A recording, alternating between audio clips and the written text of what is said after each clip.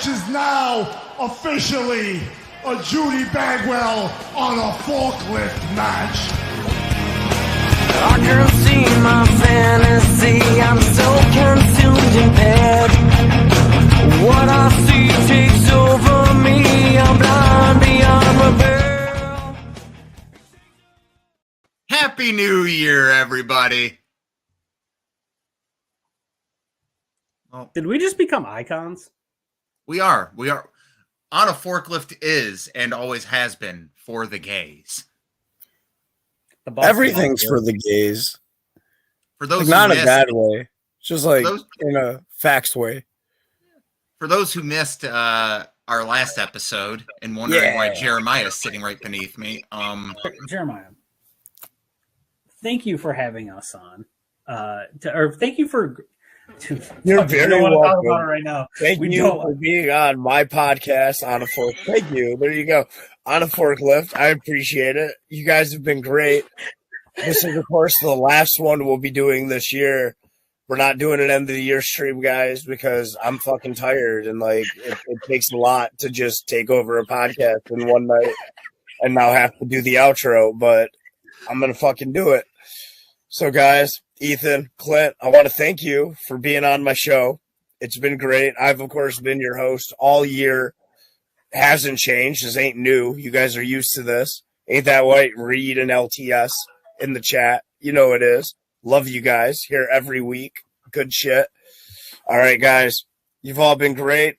On behalf of myself, Ethan. Not just me and Ethan. Clint don't care about y'all. You've been great. Bye. We love you, Judy. So Jeremiah owns the podcast now. That's canon. I do. Thanks, Ethan. That is facts. Like that happened live, which makes it real. Like that's real life. I didn't work hard for 16 months just for someone to give over control that quick, but you did though, because that's what happened. Like you could say you did it, but like literally right now, look at my name. Look, I want. Can we show everybody's names on screen? Oh God, I don't know if that's a good idea, but sure. Let me see. Guess. Yeah, let's just look though, because StreamYard is a very sophisticated thing, and it makes sure that it documents people's positions. And if we can get the names of the show, like the people are going to see that. You want me to click display names? Please do. Yeah. Johnny Knuckles, Ovaltine Jenkins, and the 24K Lion, quotation marks, owner. That's all I'm saying. Like, so, I mean, you did spend 16 months, and like, that's a year and 4 months. So, like, you know what the problem is? Because we took like some time off. After that whole thing happened, Jeremiah also had sent something over, and he uses facial recognition software to put us on the hook for doing the taxes for the business too. So he's like getting off scot-free. I can't. It's really cool. It's been a big rift in Sam and Ethan's marriage the past 2 weeks. Well, yeah, and she's been telling me about that because we've been having like calls because like she's a part of the business plan going forward. Like I get all of my great ideas from like great movies because like great minds had to come up with those ideas, and Iron Man is one of them. And one of the key points of Iron Man's success is Pepper Potts. So I had to go and get me a Pepper Potts. And like before I took this company over, if anybody's ever watched an episode, they know that she makes it all actually happen. Like anything that makes money for the show, she does. Mm-hmm. Yeah. Right. Like, I mean, and like, I'm not going to change that. That would be dumb. Right. Like you don't just go like, if something's winning, you don't just go, man, we should try to win more. No, you just keep winning. Mm-hmm. So speaking of winning, that is Jeremiah Goldmain, the boss. You can find him at the 24 Karat Lion on the gram. I'm Johnny Shitknuckles. You can find me at PK Batman, award-winning journalist. I mean, you can find me at Jensen Collins 3, and I'd like to let everybody know that this is episode 69 of On a Forklift Wrestling Pod. Gonna get a little dirty tonight. It's an innuendo. Oh my gosh. The boss is already doing us wonders. We are On a Forklift Pod on Twitter, On a Forklift Wrestling Podcast on YouTube and Spotify. and Twitch on a Forklift Wrestling Pod. And you can always find us Thursday nights at 9 p.m. on UPN. Man, we're we're in the perfect time slot on UPN too, because we're right after Malcolm and Eddie, but right before the 10 o'clock news, and we get leeway on Thursdays, so it's cool. Yeah, because we're more important than anything that UPN is going to do with the 10 o'clock news. Oh, God, yeah. But, if something more important than this happened, they would just cut into our feed and let us continue, but would scroll at the bottom. Well, yeah, I mean, that's the way it shakes out. That's the easiest way to do something like that, too, because they don't want to miss. This is appointment viewing is what this is, people. That's factual. The more important thing will always get the big screen view, right? I remember it was back in the day, I'm going to bring it into wrestling. It was WCW. And this happened 3 times. And the first time the championship match went over allotted time. Mm-hmm. And they showed the championship match, right? Instead of going to, I think it was Blue Thunder at the time. Right? Yeah, and that was DDP and Goldberg at Halloween Havoc. And that was sweet. And so we got to watch it. But then there was a time where WCW went overtime, and I think it was the Giant and Hogan. Mm. But Robin Hood was on afterwards, and that was way more important than that match. And so it would cut to Robin Hood, and then it would cut to a minute and a half of the match, the rest of the commercial block, and back to Robin Hood. I got a fun story. So I'm over at my friend Ryan's house. We're 7 or something, and we're getting ready to watch Raw. And Raw was on USA at the time. And Raw's War. Yeah, Raw's War is coming up on that. But before Raw's War, they used to air Walker, Texas Ranger on USA. And his dad did not give a shit about wrestling, but he was watching Walker. And they cut out of Walker early to go to an episode of Raw. I thought there was going to be a DV case in that house that night. His dad just gets up and launches a beer can through the paneling on the double wide. That was one of the fuck. He goes, Walker's about to get there. I can't even. Then he fucking walks away. I'm like, where did I look at Ryan? I was like, Ryan, your dad is. He goes, don't talk to him. Don't talk to him. Don't talk to him. Oh my God. He threw a can through the trailer. That's amazing. All because of a rerun of Walker, Texas. Don't interrupt Walker. This was when it was new. Oh, shit. Yeah. But wrestling was so big at that time on USA that they're like, hey, cool, we got 1.5 million people watch a Walker. We got shit happening on Raw. Let's get over to that. Mm-hmm. Dude, that was all right, listen, as people who've lived through the boom and now we're in the new boom, right? I don't feel like the new boom is as big as the old boom. And I feel like people just want it to be, so we say it is. So I think the biggest thing about that is that there's so many options now for viewing that the new boom was never, no matter when a second rate or a second rise in viewership happened, it wasn't going to be as big because there's more stuff to hold our attention as people. The streaming services, everybody's more occupied because there's more options. So I think even if these shows start getting back up into the 2 mils and consistent 2 million views, that's as big as it was back in the day because you've got 20 times the amount of viewing capabilities. Yeah. Nope. Thanks, buddy. There it is. Cameras. They're weird. The official On a Forklift dry erase boards. We just bought dry erase boards and threw On a Forklift stickers on them. No, don't tell them the secret. They can price it. Yeah, because now we're going to do it. No, we can do stickers phone are priceless, cases. bro. No, you're not supposed to tell them that. You're supposed to say you got them made in China. God damn it, Clinton. It's fine. I'm sorry. I'm just gonna get attacked by the Italian Defense Force later. We're gonna learn things later, not on air, because we got to talk wrestling. Oh, and let's talk about one thing real quick. You grew up in the '90s, right? I did. Who's the one crush that everyone had in the '90s? Kelly Kapowski, right? Ugh. I was gonna say the Pink Ranger. There we go. But we just got these new joints in at work, and it's called Kelly Kapowski. Is it from her? It's from a company called Hyman. I'm gonna open this thing up. Yeah.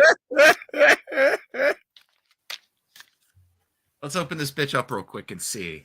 Because apparently it's 1 gram of flour and 1/2 gram of wax. Oh, that's pretty dope.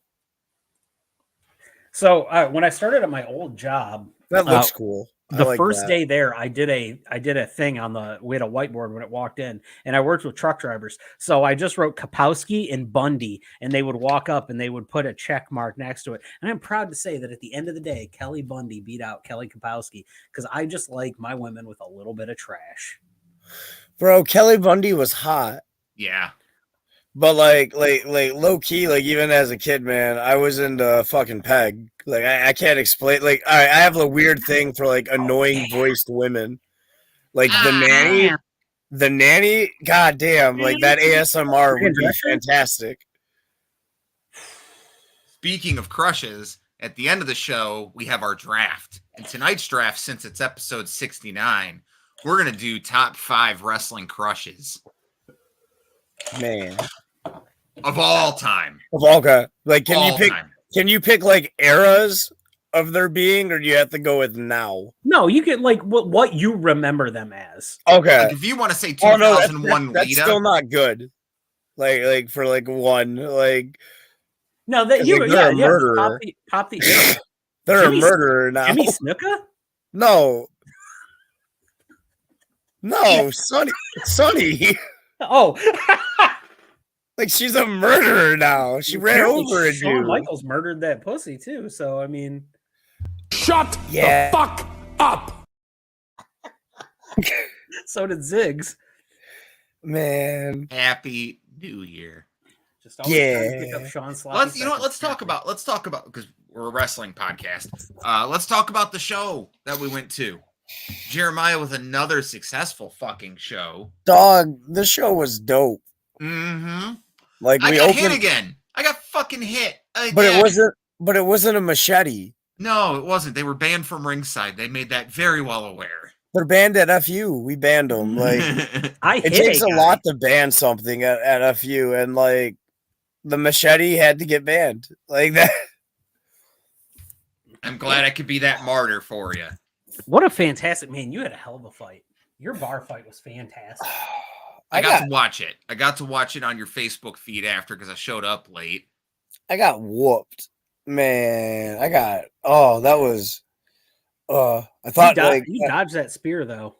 Yeah, no, fuck that. I wasn't getting hit by that. I'll give a fuck. That guy moves like a freight truck and is the size of one. Like, nope. You audibly went nope. Yeah, nope. I was like, I saw it coming, and I was just like, you know what? Not today. And I went, where the fuck have you been, Ophi? Yeah, we've only been gone 2 weeks. You've been gone for fucking 2 months. I haven't been insulted that hard. We have a new owner. True, happened the last month. No, it was 2 months. We got stickers. And whiteboards made in China. Yeah. We had fucking a Chinese sweatshop make these. It's true. Speaking of sweatshops, we'll have t-shirts pretty soon. Wait, what? We're gonna have t-shirts pretty soon. Yeah. And they're going out. They're going out. As the owner, you will get your shirt. I can't wait, man. No, man, that's like so. Like we started. Fitted? Do you want it fitted? Because I'm ordering a custom fitted for myself. Yeah. Dog, I just want to say, like, we started off with a banger. Like, we brought in. You missed this too because you missed my match, and my match was, I think, the second match. Yeah, I don't remember. I did know prior to, like, if you all follow the socials, I got thrown into a wall pretty hard. That sucked. Yeah. It's on my TikTok. It's on his stuff. We got good I posted it on my TikTok, right? Mm-hmm. And it's the only video of me getting murdered that like got violated standards. And I was like, but I've watched it on TikTok. So I don't understand why when it's on my TikTok, it like maybe it was the quote. I put last call or something. And it was like that was it. But yeah, I did download your match and I am working on something. It's just work's been man, it was good, man. Those two like little Godzillas, man, they're tough. Like, yeah, fuck. Those were some big motherfucker. God damn it, Opie. They handed me my first loss. Like, that was my first loss at FU. What? Yeah, because you don't lose. lose. That was my first loss. And you somehow always win. Yeah, no, like, listen, if you can't, like, if you can win fairly, do it. And if you can't, cheat. Well, yeah, if you're not first, you're last. And then if that don't work, walk out and, like, just get it thrown out because, like, it never happened. But that's a no, fantastic way to look at it. They fucked me up. Hey, Vlad. What's up, Vlad? Welcome back. What up, Vlad? Welcome back. This is awesome. No, but like Killing the Business obviously had half of a good night. They lost their trios titles to one guy. They had 3/4 of a great night. Like they lost the trio title to a sheep. They did. But before that, they did win. Qualified for a tag tournament. Mm-hmm. Right. They got, I guess, whatever revenge they felt like they deserved when they attacked a guy who got sent the belt that they lost and tried to return it to, like, whatever, or millennials or whatever they're called. I don't know. That's on them. But they did that. They beat the crap out of everyone. Adam retains, right? Like, yeah, but now look who he's got February 3rd. Oh my God, yeah, no, but like, he deserves it, and like that's a double-edged sword. You know what I mean? Deserves it. Oh yeah, you did really well. We're gonna give you this. It's a very elevated match, but also you're gonna get your ass kicked. Yeah, you're gonna get your ass kicked, and you're not gonna be champion. And I get to see my belt in a fucking Impact locker room, and it will be sweet. So yeah, I'm pulling up that graphic right now. Oh, that's the old one because I got yelled at because I put TNA because I thought yeah, it's the same thing to me. Like TNA Impact, like it's because like I've been watching it since like you can watch it on ESPN. It's all the same, right? No, apparently not at all. We're gonna try to have Adam on again before then. So I know we might have Gigi on next week. Oh, Gigi's fantastic. I love Gigi. We also for everyone who missed it, here you go. On a Forklift is, of course, for the gays. That's going to be a t-shirt. It's going to be a t-shirt. It might end up on a t-shirt. We of course, Grace comes in right there. So your first match on that night was a banger. Sage Scott. Trill. Yes. Guy's been seen on AEW Dynamite a bunch, or not Dynamite, Dark and Dark Elevation. Yeah, he's had quite a few matches on there now. Man, he always shows up and shows out, and he came to FU and he beat the former champ. The crowd did not know what to think of that when he first came out, and by the end of the night, he had won them over. Oh my God. Bro, he did a Spanish fly in the bar. Like, how? How do you fucking do a Spanish fly? The ceilings are 6.5 feet tall. I know. I fucking saw. Like I got to meet him, like, because like, man, travel for that was tight because like it was like December. That's holiday time. Travel's tight. Yeah. And fucking like we got him there, and then we had to get him back to the airport. And so like I got to meet him, say hi, all that good stuff, and like within like a 3-hour span of meeting him and all that. And like I'm walking by and he was like, yo, do you mind if I do a Spanish fly? And I was like, what? I don't care, but like don't break stuff. And he was like, nah, I'll be good. Yeah. I was like, Isaiah almost broke the fan that was above Adam when he was throwing chops on him. He reached up and I was like, oh no, that fan's broke. Like, bro, the main event, like from open to close, we like, man, it was a fire card. Like Isaiah Broner coming down to the lower half of Michigan for the first time in forevers.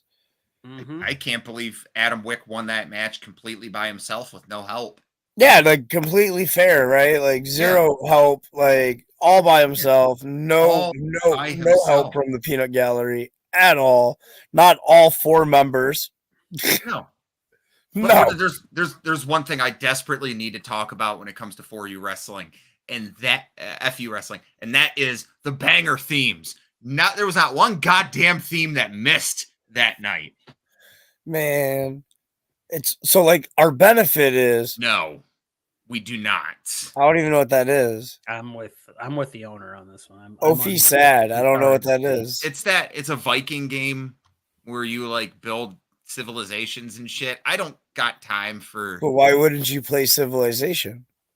I don't got time for Second Life simulators, man. Civ's good. I like Civ. I barely got time to keep my lawn mowing simulator business going. What? How do you do that? What is a lawnmower simulator? There's a game called Lawn Mowing Simulator where you literally just mow lawns. Oh, it's way less cool than what I thought it was. Okay. Yeah, life is a simulation. Anyways, I guess that's true. Yeah, it's like the power washing sim where you can just power wash houses. Wait, that's a thing? Yeah. Why would you play? Oh, why would you play something that seems like just such a task in life? I know. Yeah. Lawnmower sim is relaxing. I will say that. God damn it. You got to run around. It is, man. The power washing one, though, that's just tedious. My hands hurt. I was dating a girl one time. She came home from work. I was just chilling on her couch, and she's like, "What are you playing?" I was like, "Lawn mowing simulator." She was like, "There's a lawn outside you can mow." I was like, "Yeah, but it's cold outside." See, that's what I'm saying, though. Like, you could. So hear me out. But you could just go except for Goat Simulator. That one's cool. Yeah, I'll give props there because you can't become a goat because Rick technology don't exist yet. Bullshit. In fact, I said we were going to have this talk with you. Let me pull up the exact quote from Ethan because Ethan had an educational thought for once in his goddamn life. Wait, did we talk about how I was going to say you can't become a goat? No. He was like, so hear me out. What if a skinwalker just accepted life as whatever animal it's portraying because it was a cushy gig? Okay, god damn it. Well, that's valid, but hear me out here. Government drone simulator, you mean? No, yeah, you're right there. Birds aren't real. Birds aren't real. They're not real. That's a thing. Mm-hmm. Continue. But as I was saying, like you can't like goat simulators. Like I understand that one because like unless you're a shape-shifting human that may or may not exist, yes, you can't do it. Mm-hmm. Right? But like I can go outside and cut grass for money and make real money. Right? Or I can earn points. Points sound better to me. No, just look at money as points and go earn real life points. Yeah, but I have to leave my bed to do that. And have you seen how big this bed is outside of all the laundry baskets on it? He brings up a good point here. How am I? You're still in the corner over there, Jeremiah. You're still cuddled up with fucking. How am I going to get my dad shoes green without going outside and touching some grass? You won't. Exactly. But you can also get your pockets lined with green by doing Grass Simulator in real life. You can even call your company Grass Simulator. I'm going to simulate me cutting your grass. I'm just going to ride around on a fucking Barbie Jeep. That would be dope. Clint owns this company called Grass Simulator. He's selling synthetic weed. Dog, I actually have a business idea I might actually have some traction on. Like, me and a few people are talking about going into this business venture together. What is it? We'll talk offline about it. Okay. Give it away.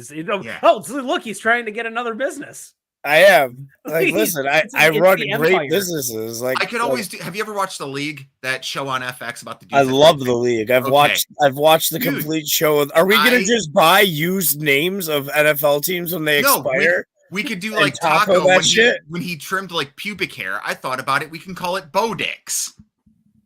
Trimming pubic hair, man. Wild. You have to like start off in either New York or California, though. Like that wouldn't come to the Midwest till 10 years fuck after. That. I'm gonna have like that barbershop aesthetic. I'm gonna fucking open this shit in the middle of Detroit. Bad area and all. Clito, no. Clito, no. Oh, fuck. Man. Oh my goodness. This is a nice return to form. We're not talking about wrestling at all. This is just we're back. It's episode 69. Can we talk about an unfortunate part of wrestling? But we have one of the best owners in the business here. Yeah. But also subscribe so I eat these. So let's talk about how Vince needs to stay as far away from that fucking company as possible because that product's better now. And if he goes back to that, I'm going to really, really, really push your shit even harder because that's what we'll have. We're going to be the official FU wrestling podcast. That's I'm with you on that. Like, all right. So like mine's a little independent, not like $1 billion company, but like, no, like the numbers don't lie. The viewership's not lying. Like it's 1,000 times better. Morale's up. Everything you need to be up is up, right? It's that theory, right? Like you don't need to win more right now. You're winning. And my thought is, if the wrestling that you see on TV is better and people like it, they're more apt to go, oh, hey, honey, this bar's got this wrestling event going on. Maybe we should check that out. Like it gives it a better name overall, and then it brings more eyes to your product. Which, if you haven't seen it, go watch it. It's on Wrestling. Let me say this: from the first time I saw Jeremiah's show was when Vince was in Power. No offense, Jeremiah, that bar was empty. It was. I can explain that. I know what show that was. That was the. It was, I want to say it was the September show. It was right when back to school happened. The Lions game was on that day. It was the worst of worst circumstances. But hear me out, for the like 30 people that showed up, they got like, because we didn't fucking, like the crowd didn't matter to us because that's not what For Us is about. Does it help? Always. But that's a place where we get to go and do our art. You know what I mean? Like, and that's what it is. Like it's art, like whether it's physical art, verbal art, or actoral art, whatever you want to call it. It doesn't matter. It's art. And we went out and we gave y'all the best show we could give you that night. And every single time we've been there, it's been the best show. What was the first thing I did leaving that bar that night was text our little wrestling group chat and our other group chat and go like, make no plans for October such and such, whatever day that was, October 29th, I think it was. I don't remember. That was whatever it was. It was that day. Yeah, because I was just like, we're going to this fucking shit. Me and our other buddy Tony, who's on the show, we went over and we were just like, this was the best shit ever. Tony wouldn't shut up about Dan the Goose versus Tyga from that show. That was Kenny Urban and the Goose. Yeah, because he was just like, that was the funniest shit in the world. Fucking Mark Ross slipping on beer and then crawling over us, hitting his dab pen, and then looking at us, going like, that fucking hurt. That sucked. And then blowing the smoke in, I think it was Kenzie Page's face before throwing her back in the ring for the finish. Dog, bro, god damn it. That was, I love that, the scramble. The scramble was fucking fantastic. Everybody on that, everybody that fits on to the roster has made an appearance, does such a good job using the environment available. It's one of the coolest things because you don't get that crowd interaction at a big show. You don't feel like it's so cool to be like in your seat, but you're like, I feel like part of the show and I don't have to do anything. It's going to be around me. It's a visceral experience too, because you have to turn around. You're like, okay, ring's in front of me. That's where we're sitting. We had 2 people sitting in front of us at this last show. First time ever at a wrestling event, any wrestling event. And I don't remember who it was that came through the seats, but they were getting ready to line up. I tapped her on the shoulder in front of me and I said, ma'am, you're going to want to move. She goes, why? I said, because that big guy is going to be in these chairs in just a minute. And he was. Well, yeah. It's, because like I said, I got landed on by fucking Adam Wick again. Adam just likes to fall on people or get thrown on the. You know what? He was fighting Isaiah. That one's probably not his fault this time. No. Oh my God. I got to tell you about, because they were fucking dying. Because I got my food right as that match started. And I was like, chicken tenders and fries. I'm so excited. I set it down on the chair and it instantly slides off and hits the floor. And I'm just standing there staring down as they're making their entrance, just going, I'm so fucking sad right now. We do want to pop some stuff for the show on the 14th. Thank you, Dame. We really appreciate the subscription. I'm going to eat this edible for you. Yeah. Hey. Wait, on which show? Hey, Reed. So the 14th show, the Grizzly show, we do want to push some stuff here because there's a ton of FU crossover here, and somebody that we enjoy watching at FU, LaDon Sanders. Yeah, the Colonel of Flapping Cheeks is going to be there, and I'm getting his. And one of us, if I'm there, if I'm able to be there, if my wife's there, somebody's bringing me home chicken. I'll be there. I'll bring you home chicken. That's one of the best fuel ups. Is you're just sitting in the crowd and somebody hands you a breast, and you're like, "Well, I don't mind if I do." Mm-hmm. Oh, bro, it's one of my favorite because like he owns a chicken company and like he brings it. Like I don't pay for that chicken. Fuck. He brings the chicken and it's the best. And he is defending the People's Championship or the People's Championship, man, against a newcomer to FU, but he gets to do a double debut because it's technically on a Grizzly Pro show, so he's checking 2 off in Rod Lee. He's sucker free. Sucker free Rod Lee? Sucker free Rod Lee. There's so, like, aren't you wrestling on that show? I am. Well, fuck it. We're putting shit over. I'll put shit over. I'm in the 222. I don't know. It's like 100 twos, which is weird because you think it would just be the 2-2 battle royal, right? Because 2, you just do it. It don't matter. But yeah, they did like a lot of 2s. It's like the 2-2-2-2-2 battle royal. It's to celebrate Corky Robinson, one of the owner of GP Dub Grizzly Pro Wrestling, live at Wyandottes at Grizzly Bar.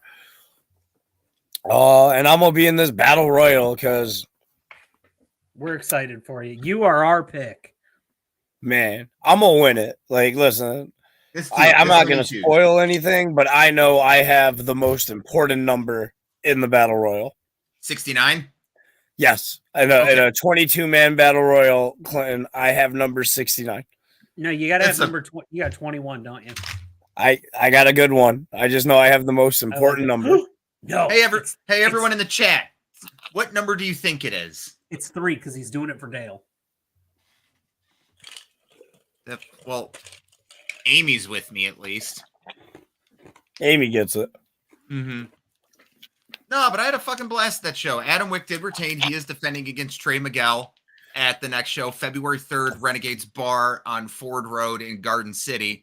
The current Impact X Division champion, Clinton. Mm-hmm. It's very important that we say that. Yeah, no, that's factual. Yeah. It's going to be the second time in my life I got to touch the Impact title. Dog, it's such a pretty belt. We got a 14. We got a 7. Someone's saying 42. 42 was my second guess. Well, it's the answer to the ultimate question. That's valid. That was in a movie. Mm-hmm. Everyone, please keep dropping subs. I really want to go to sleep tonight. So, I just, man, what a great time. There's so much going. I cannot believe, like, it's cool. It's super cool. You got Trey. We're gonna. My big prediction. That's eyes on the product. Because he brings a different set of people might be interested in that, and I want to see that place packed out again. It's been a great time the last 2 times. It's been super packed. Oh man, it's been like, and like as soon as we like fill it out like enough, man, like people are like, oh, you need to get a bigger place. It's like, well, bring more people because once we can't move in that place, we'll get a bigger place. Like we're not dumb, but no. You don't lead away from the karaoke people trying to start fights. Oh man, that was funny. Yeah. Oh, and a big. I would like to say this. Big shout out to the dude that brings ice cream. Shit slaps. Oh, Josh Harper at Happy Harper Ice Cream. That's my boy. Happy Harper Ice Cream. Thank you. That's like the best. Like it's all homemade. Like he's got a ice cream laboratory, like Dexter. Like closet moves, and it's way bigger than the house. It's sweet. Speaking of Dexter's Lab, coming up later this month, we're doing a collaboration with Jordan of the North for a 90s cartoon quiz.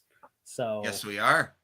Hopefully people tune in for it. It's going to be a lot of fun. I'm putting a lot of work into it. It's pretty much going to cover Nickelodeon and Cartoon Network between the years of like the 90s and early 2000s. So, your Nicktoons, your Tsunamis. That right there might as well be the tagline for what happens on a Friday night at an FU show. That's a pretty good one. That's chicken and ice cream and wrestling. Ooh, what does this button do? Ooh. Didi, why are you in my laboratory? Amy, I think we have room for somebody else if you're available. Oh, wait, she works. Anyway, Dexter's lab was so good. We have so much shit coming up too. Your wife is just making sure we have everything planned out down to the week. It is. It's a good thing. It's fantastic. We're coming along. We're able to do that. So we were off for 2 weeks, and a lot of stuff happened in the wrestling world. We were able to get an in-person and in-ring appearance on SmackDown of an Uncle Harper, Uncle Howdy. We're not sure what. My vote's on it's Bo Leave. I'm Bo leaving. That's Bo. The facial hair lines up. There's no tattoos on the neck. He's the right height. I really like Bo Dallas, and I want it to be him. Well, like what is it? The two rumors are Bo Dallas or Vincent. I just don't see Vincent in that. That doesn't look like Vincent to me. Here, Ethan sent me a photo. I've got the up close resolution. That's Bo Dallas. That's what I think. That's Bo. That's his goatee. Yeah, that's to me. It's the little soul patch thing because it looks dead on like the rest of it. That right there is the Liv Morgan flavor saver is what that is. Mm-hmm. Ooh, Liv Morgan. And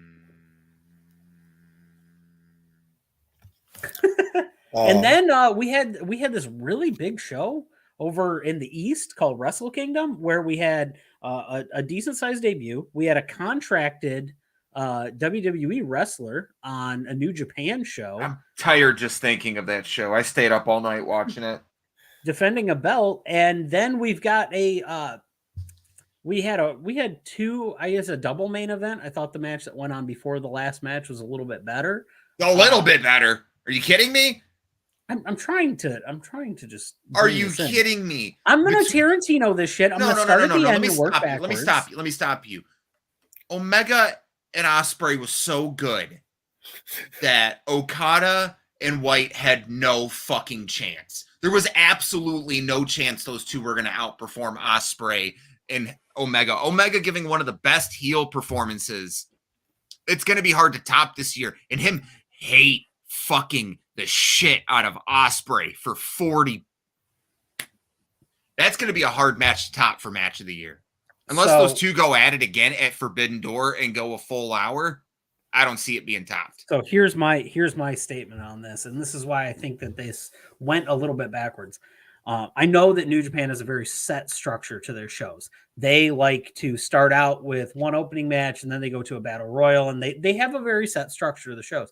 That match should have opened the show, because no matter the Ospreay Omega match should have opened the show, because everybody was so tired after that. You couldn't, even if White and Okada would have been that much better, you could not have stayed up for it. It's just, they're always going to have that championship match be last. The big belt is always going to be last on their shows. So you have to space that out.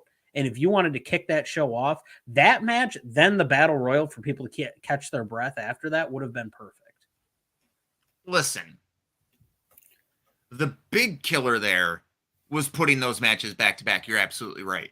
Yeah. I think AEW does a great job with pacing on their pay-per-views and giving people room to breathe in between the big matches. I'll always go back to Revolution 2020. That was one of the best paced cards ever. You had Omega and Hangman versus the Bucks as the second match on the card. And before you put on, everyone was dead tired. And before you put on the main event, you sent out Orange Cassidy and Pac to have one of the best comedy matches of all time to wake that crowd up. New Japan does not pace their cards well. They don't. They open it up with a junior tag to liven up the place, yes. But then you fuck the women. Like, this is the first time since 1994 that two women are wrestling in the Tokyo Dome, and you give them 5.5 minutes. Yeah. And I think that's something that's still going to be taking the time. It's going to take them. They have to break out of what they were at. And that is a weird spot for them. It's a step up that it was even existed on the card, so I appreciate that. I feel like probably should have been around the 8 to 12 minute mark, but it'll get there. It'll get there.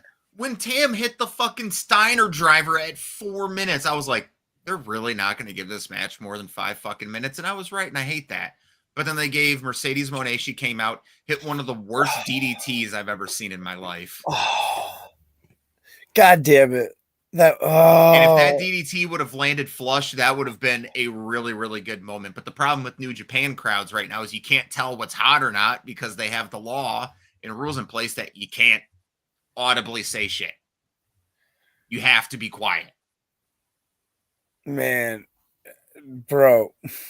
But like that whole segment, like the entrance was cool.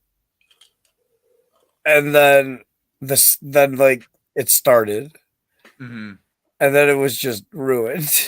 And it was. I like. Hold on, I have a message from who we like to refer to as the perfect casual wrestling viewer, our friend Kevin. You know Kevin. Kevin texted me, "Bruh, Sasha Banks looks like $1 million." Text me 10 minutes later. Fuck me raw, that DDT fucking sucked. New Japan money, New Japan Pro Wrestling, get your money back.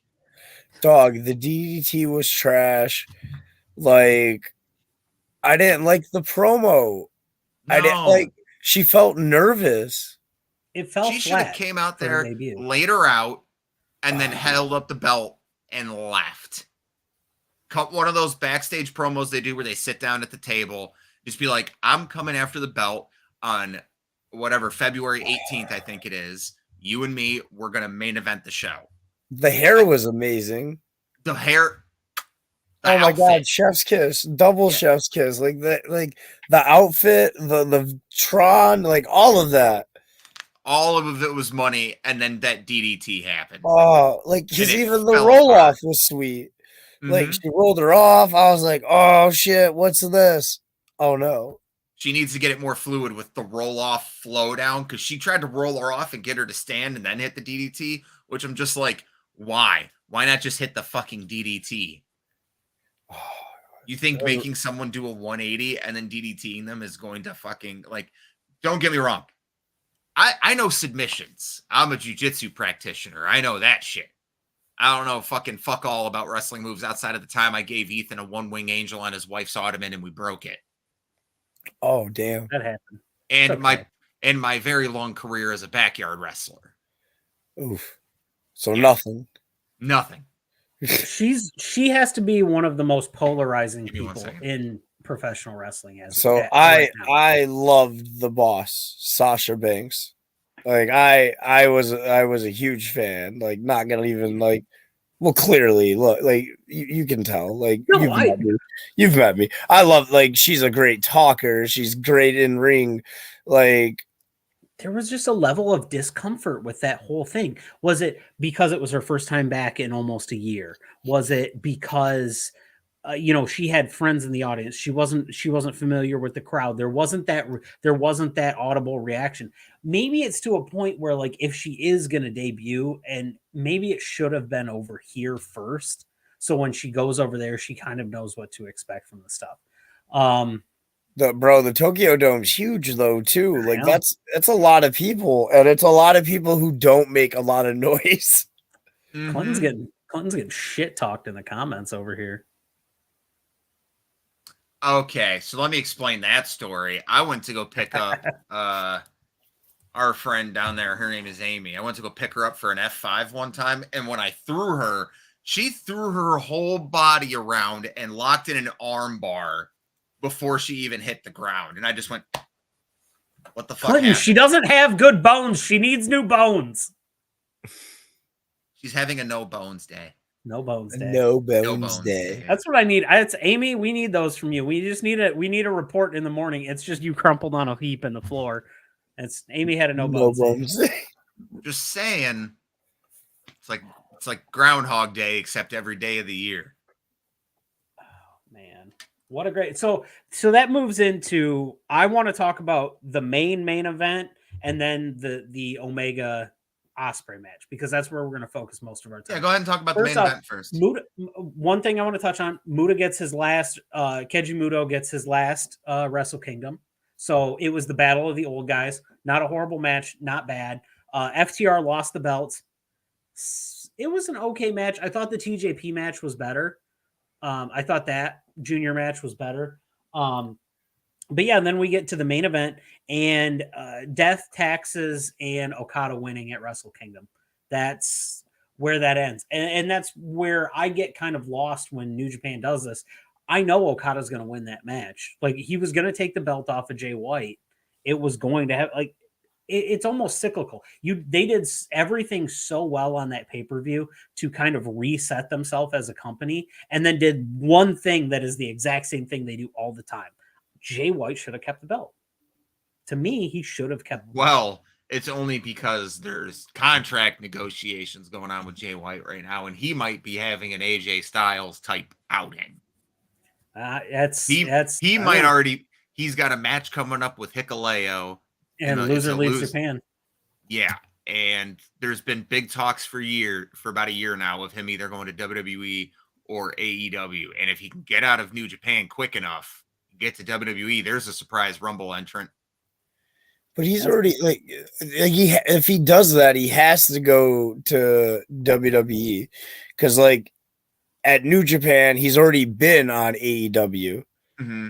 So there's no reason to leave New Japan if you're planned on double tapping the millionaire fucking well for money. You know what I mean? But if you want to do the childhood dream to be on the creme de la creme of your profession, then I mean, yeah. I think it's going to come down to what Ethan brought up earlier, whether Vince comes back or not. Because if Vince comes back, don't do it. Yeah, if Vince comes back, Jay White's not going to go that, because he's going to be fucking jobbing out to Mustafa Ali on TV.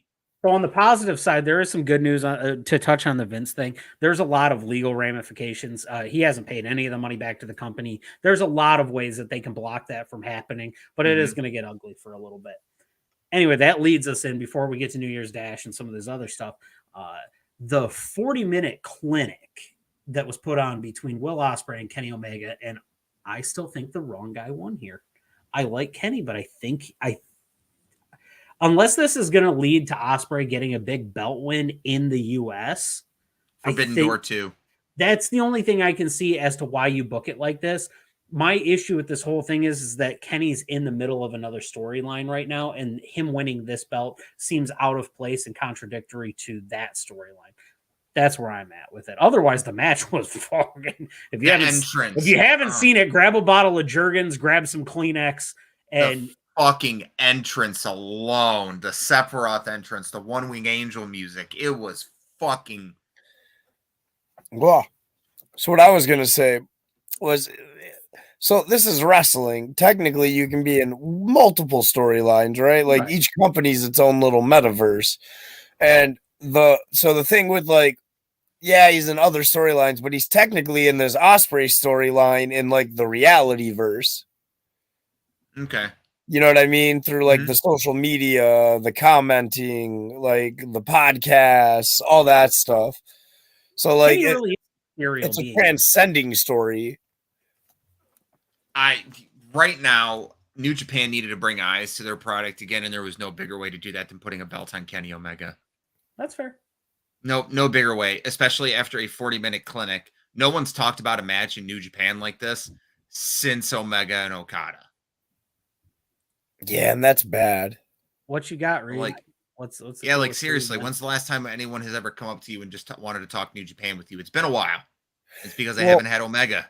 Well, it's not. All right, so here's the thing, right?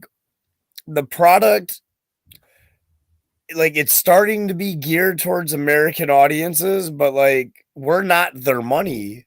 Mm-hmm. Right?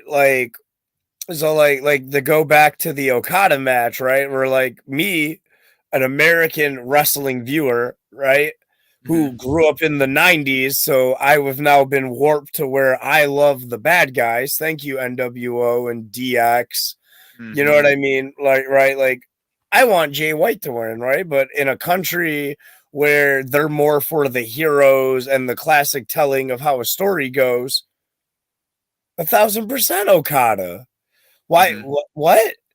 On your biggest show of the year, where it's supposed to be like a gift to the fans, right? Mm-hmm. Why are you going to leave them saddened? I can, yeah. I mean, I can see I can see both ways. Like he's their guy. That's the biggest star that they have. That's the biggest star they've had. I mean, he's bigger to me. He's bigger than Tanahashi was when he was at the height. Yeah, Okada's like the dude, bro. Okada, even during his being the guy, had the heel turn, like, and he's still the face. It doesn't matter because he's Okada. The only person that came close to touching Okada was Naito. Naito in 2019, he was the hot 2019, 20, I think it was 2020. He was the hottest thing. I don't even think it's close because that was for a year. And Okada's kind of like been the guy at the top. Like the Kenny, like the Kenny matches, right? Like we, the American audience, are gonna go, oh, because of Kenny, right? Mm-hmm. But Okada helped make him over there. That's what like we all fail to realize because we just love Kenny. Yeah. But no, like he made Kenny what he is over there now. You know what I mean? To where he can beat Will Ospreay. And now that's going to improve the ratings. It is. And you've got matches and with other, because other people that don't know who Ospreay is, they're going to look up Ospreay's matches. Like it's a trickle down effect. And eventually, and hopefully they get to something like Aussie Open, and Aussie Open is fantastic. I do want to talk about another Aussie team here. Reed brings up his favorite part was Zack Sabre Jr. joining the Mighty Don't Kneel. Yeah. Now, Shane Thorne and his partner there, which I forget his name, they were at one point part of NXT, and I think they were one of the biggest whiffs that Black. What were they? They were TM61. Yeah. What is that? Cut? No, HM1 is cut. I don't know what TM61 is, but the Mighty Don't Kneel, they were, man, I love watching Aussie. So Aussie Tag Team Wrestling, if you can get an in on finding some place to watch it, is so good. Like Aussie Tag Team Wrestling is kind of like the hidden gem. Like I know Stardom is it's easy to get a hold of, but to me that is the Stardom of tag team wrestling. Like the stuff is so good and the guys take it so seriously. There's not like huge singles guys down there, but their tag team wrestling is fucking awesome. To answer your question, Shadow Claw. That's a dope name. I believe it was supposed to be like I'm stealing that name. I'm not stealing it. It's Pokemon probably owns that. Shadow Claw. But I believe the name was actually like the area code in Australia. Probably, that's probably right. The Mighty 61, probably. That's like 8 numbers off. So that's fantastic. So New Year's Dash happens the next day. New Japan is one of the only companies that has the gall to go, hey, here's our biggest show of the year, and then punch you in the face with another show the next day that's like equally as big. So they're not. Pause. No, they're not. Are we WrestleMania is 2 days. Okay. I can, yeah. It feels like 2 different pay-per-views. Like there's 2 different goals, because the Wrestle Kingdom is really their reset when a lot of the storylines start, like new storylines start. And WrestleMania used to be that, but I feel like WrestleMania now has become almost a stepping stone for a lot of these things. It does start some new stuff. Like I'm still hoping we see some fruition on Johnny Knoxville coming out and costing Sami Zayn something at some point.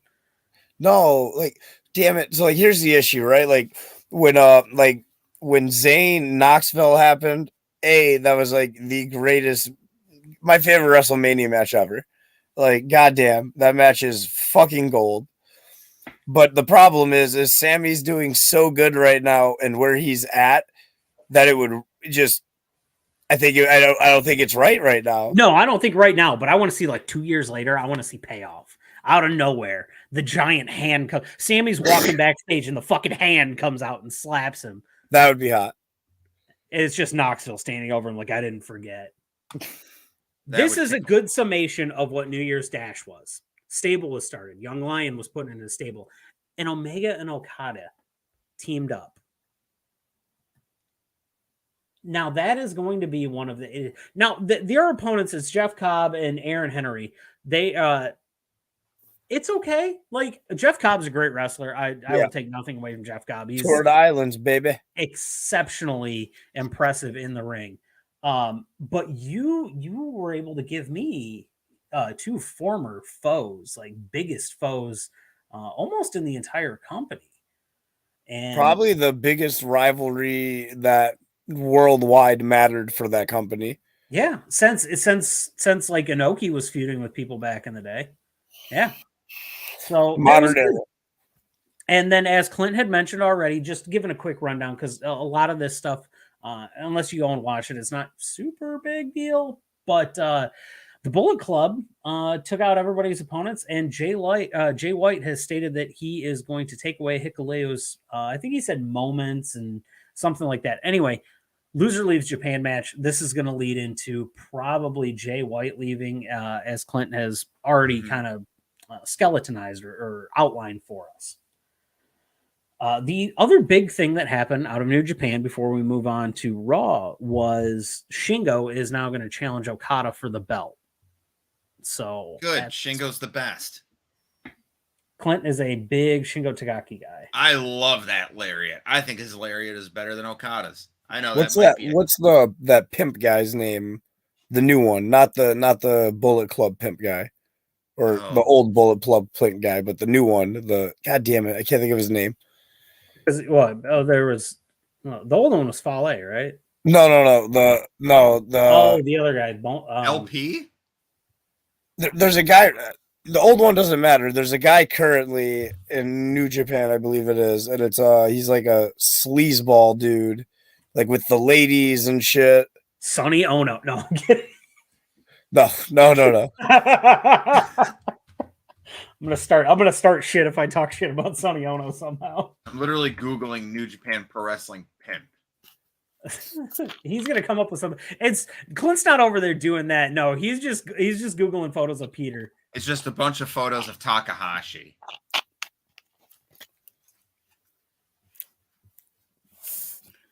I'm not having any luck. I'm just seeing a whole bunch of him and some ass. Man. I gotta my one buddy. Actually, I'll be back. He's gone. He's checking ass out. So, Jeremiah, my favorite type of ass. Asians? Do you keep up with the main stuff on Raw? So, like, I know you're a Sammy guy. Are you big weekly? Man, so like I try to, because like you have to, right? Like you should. Like if you're aspiring to be somewhere, you should follow what they're doing. You know what I mean? Mm-hmm. So I try. I partake. I dabble in the Raw verse, if you will. You like to go in Raw. Yeah. So this show had some stuff happen on it. We've got almost the snap of Alexa Bliss. She beat the fuck out of Bianca Belair after that. That is not even the most important part of that match. Which part? It's the fact that they reenacted Scary Movie 2. That. Yeah. Scary Movie 2. No, that was Scary Movie 3. It was 3, but it don't matter. It was right before her. Yeah, before that beautiful funeral scene, by the way. I fucking love it. That's one of my favorite parts of the movie. Yeah. It was so good. It was. They even did Over the Couch. It was so good. R.I.P. Brenda. Poor Brenda. But so that was somewhere going. And what this led to, what I do like, and this has been happening a lot on Raw, things that happen in matches earlier in the night affect matches later in the night. Montez Ford came out to make the save essentially and get Bianca to the back, not fight Alexa or anything. But then his match, I believe it was the Street Profits and Kevin Owens versus the Bloodline. And Montez was out of his element the entire match.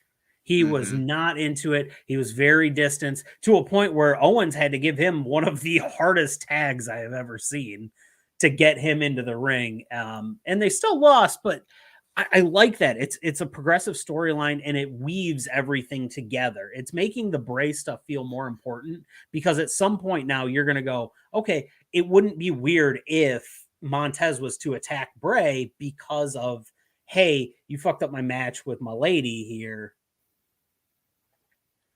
I like it. I'm for it. I enjoy it. I also enjoyed the Motor City Street Fight or the Music City Street Fight. Sorry. The Motor City Street. No. Music City Street Fight. There were a hell of a lot of instruments out there, but goddamn is Solo Sikoa one of the most intimidating people on that roster. Oh my God.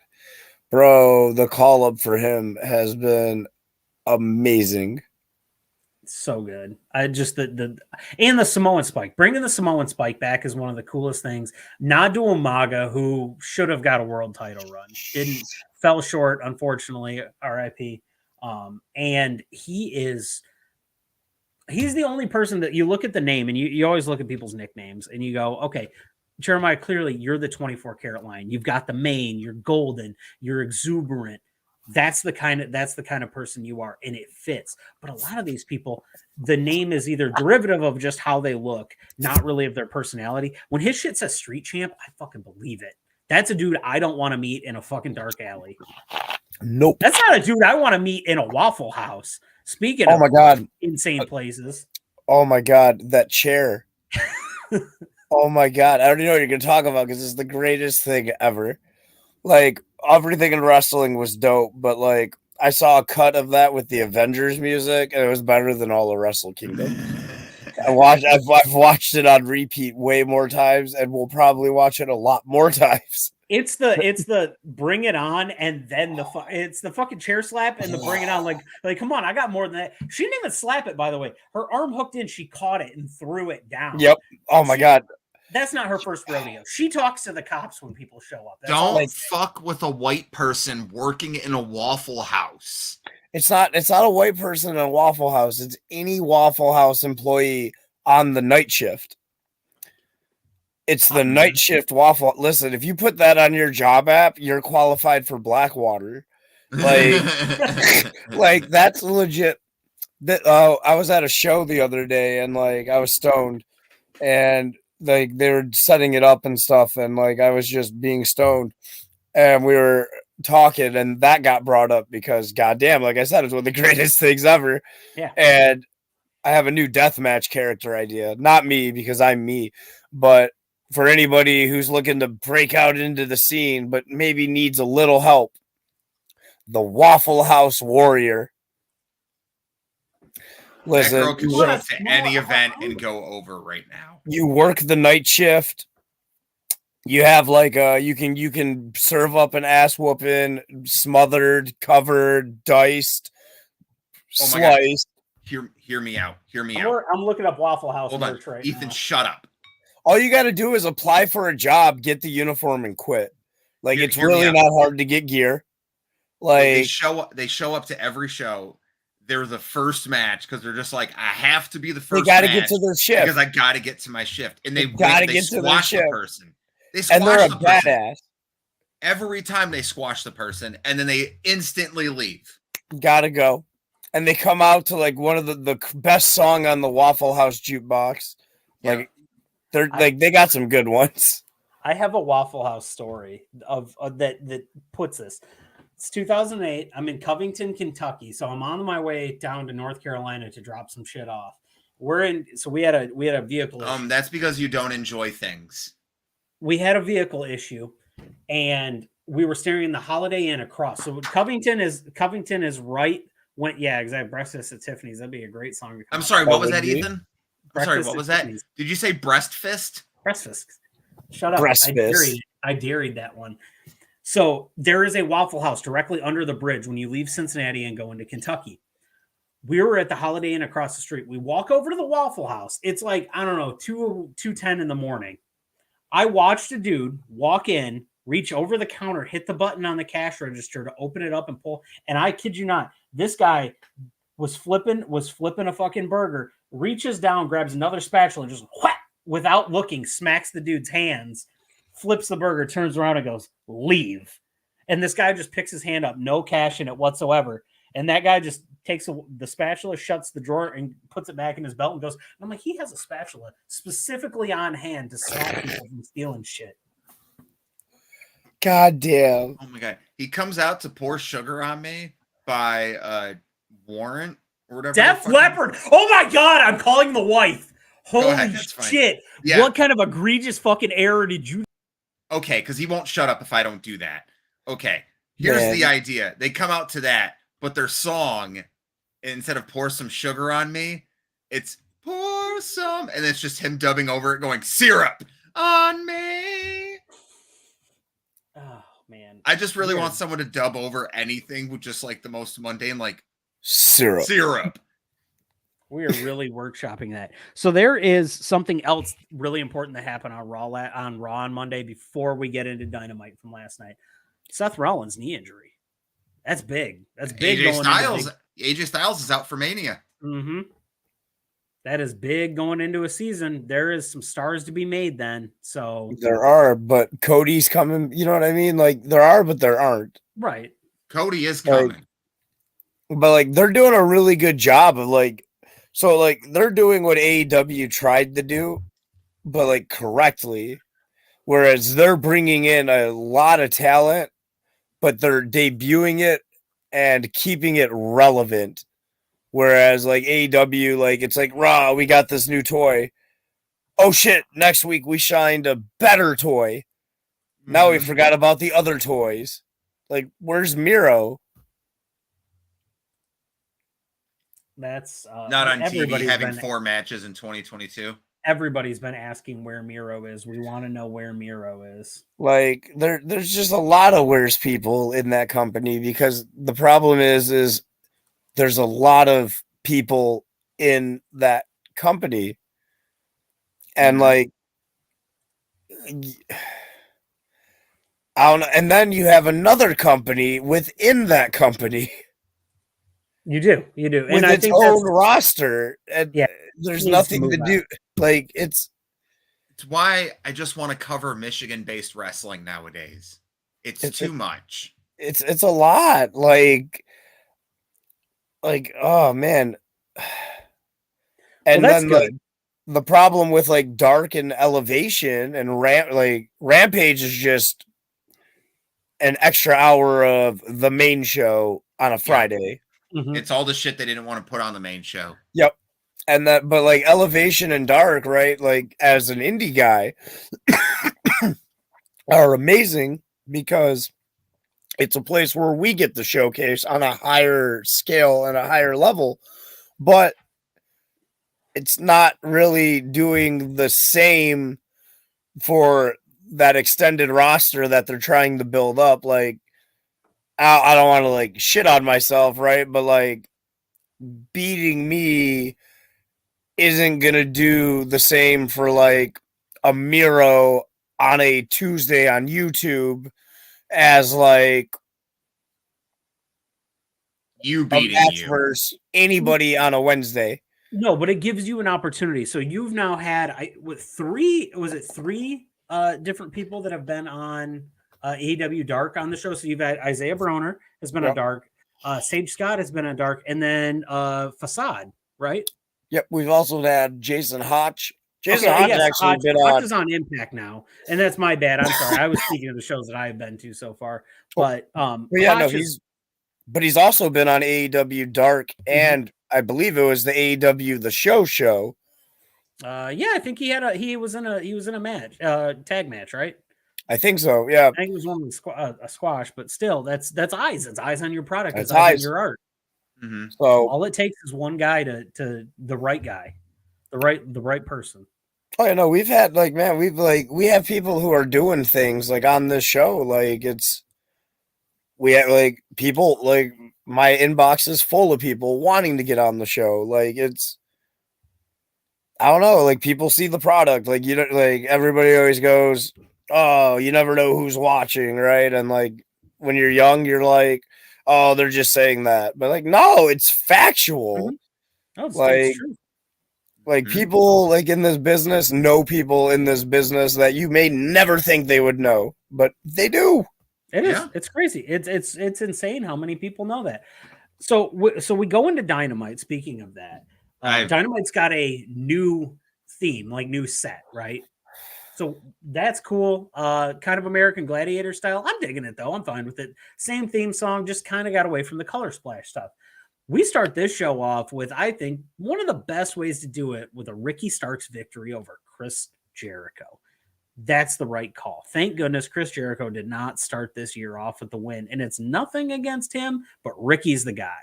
Ricky's the fucking man right now. It does more for the whole year, putting Ricky up. Like, what are you on? Are we on year 4 now of AEW? Or is it right? Yeah. Like, the first year alone was literally the Jericho year. Technically 5. Are we on 5? No, we're still in year 4. No, 2019. Double or nothing 2019. It's the 5th calendar year that it's been on. 19, 20, 21, 22, 23. But yeah, it's their 4th season would be right. Like it was season 1's the Jericho show, because he's let's face it, like at the time of signing, he's the guy they're signing to be the guy, because he's the most established, you know what I mean? Mm-hmm. He's the guy they want to run the company on, and that's right. Like Jericho's amazing. Jericho does his job, he gets it built up, and then he puts over, I think it was Mox. Yep. Yes. Yep. Right. And boom, Mox now, because of the buildup from Jericho, is able to carry the company. Mox drops the belt. Then Punk gets re-injured. Punk gets injured. He has to come back for the belt. Like it. And then Jericho's now reinvented himself 2 times in this. And then the JSA picks up and becomes like, yeah, which becomes like the main stuff again. Yeah, which gave us a ton of exposure to Daddy Magic and Cool Hand Angelo Parker. So, I'll be right back, boys. Which is great. Yeah, no problem. But yeah, the crowd was live. The crowd was hot last night for Ricky, which is great. It's always good to see a crowd hot. And then we kind of just start to go through, some of the other stuff. We ended up with, Moxley and Paige. So Paige is coming back. That's cool. I remember watching him on Ring of Honor. Small shows. I look back and I'm like, all right, so how long have we been doing these indie shows and stuff or going to this stuff? And it's to that point where I'm starting to see people. So when I see your product, I look at that and I go, okay, who right now is going to be where in 5 or 6 years? And I see people. And you're one of them. I'm not going to lie to you, man. You are one of you have. Yes, exactly that. And can I say something? This isn't me trying to pigeonhole you somewhere. I think you would be fucking fantastic on Impact. Impact has one of the best sets of managers, like Johnny Swinger and just everybody that's on there. I love the manager setup, and they've always done a really good job with that too. James Mitchell is one of my favorite managers. Fantastic manager. So good. And, just between the LAX guys and everybody that's been out, Main Event Mafia even was kind of like everybody was kind of a manager to the whole thing. But I feel like you would be really good in there. That's just what I'm saying. And I see it sooner rather than later. That's also me trying to butter the boss up because, Jeremiah does own this place now, which Clinton left. So, it's working. Yeah. He's eliminated half the staff at some point. Dog, look at that. I'm already saving money. So speaking of Impact, we moved into match 2 after that. The tag titles, the Acclaimed versus Jay Lethal and Double J.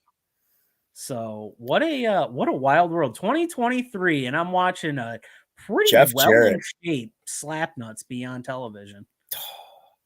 I love it. The issue is I'm more interested in what's going to happen tomorrow night. Yes. Than what happened last night, right? Mm-hmm. The Acclaimed, the best part of 2022 for AEW. For most of the year without any gold, we're carrying the company. Mm-hmm. And then now they get the gold. When the hell has a major company made tag belts matter? I guess they did it with Kenny and Paige, but I don't feel like that was think more of a force that like we all just were like, ooh, we love those two. Whereas we were just like, these have to be the guys. Yeah. If Kevin and Sammy do the belts at Mania, if the bloodline breaks down and Kevin and Sammy do the belts at Mania, that to me is going to be huge. Mm-hmm. Man, I don't want that. I never want that again. I only want my Sami Zayn with a Samoan named Roman. So I want to present a scenario here. Sammy goes away, wins the belts with KO. After the match, KO just fucking goes back to being Kevin Owens and hits him with that bomb on the apron. Just immediately end that shit. Be like, I just did this because I knew I could get you away from them. But I want Roman to come out and then pick him up. Listen, I can't explain it. Like the best odd couple pairing ever is him and Roman. Yeah. Like it is. I need it. Like I need it in my life. Like I want to live in that parallel universe or that alt reality where that never breaks up. Yeah. And from this point forward, they become one of the greatest tag teams in the history of tag. They change it. They change the game. They break the records. I don't know. That's why they lay cool the Universal title. Mm-hmm. Sammy and Roman just lay cool in it. They cut it in half. Like, yep. Sammy gets Roman gear.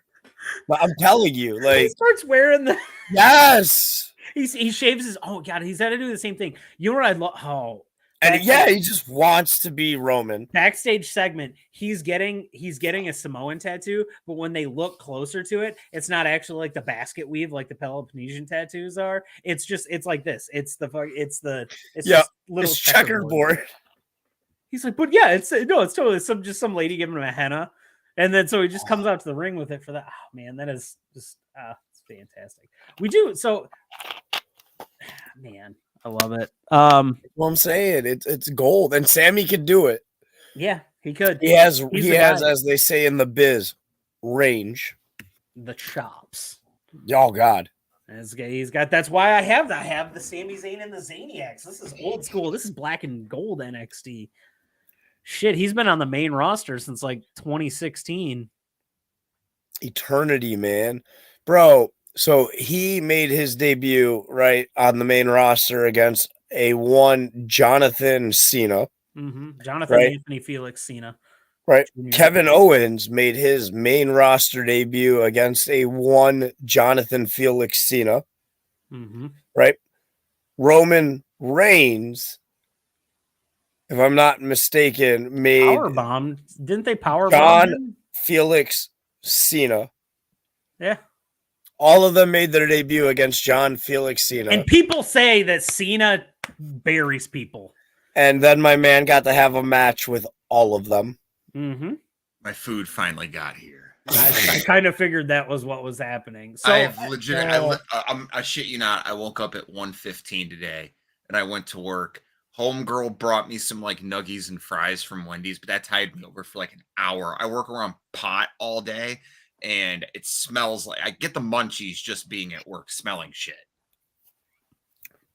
So past so the end of the tag match that we were talking about, very Memphis style, right? Reed said it down here. You know, I'll pop that up. So Memphis.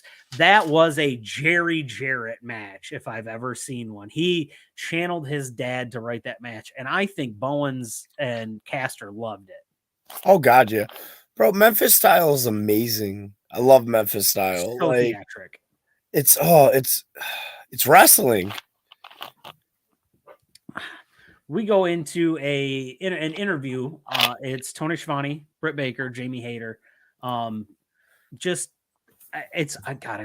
looks like $1 million fucking dollars, man. I'm so glad they pulled that trigger. I was like, is it too soon to take it off Tony? And then I'm like, you know what? Tony's got the recognition. She had the belt for a little bit. Plus now it's technically extended, whatever you want to call it. She had that belt for a little bit. I liked it. Tony's got it.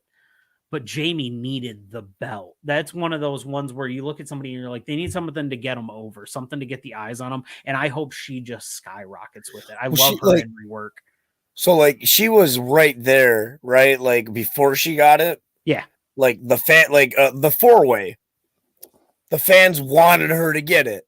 You could hear it in the crowd. You know what I mean? Like the fans were behind her and they didn't make the audible, which is fine because like it wasn't bad. Mm-hmm. Right? Like, and you never know. Like nobody went into that night thinking, man, haters are going to be the most over in this match. Nope. But sure as shit it was. And like now they gave her that. The boom bubbles exploded. And hopefully that rocket's got a lot of fuel. Like I hope so. Doing good so far. Like the fact that they didn't break her and Baker up is good because like it still allows her to get the Brit rub.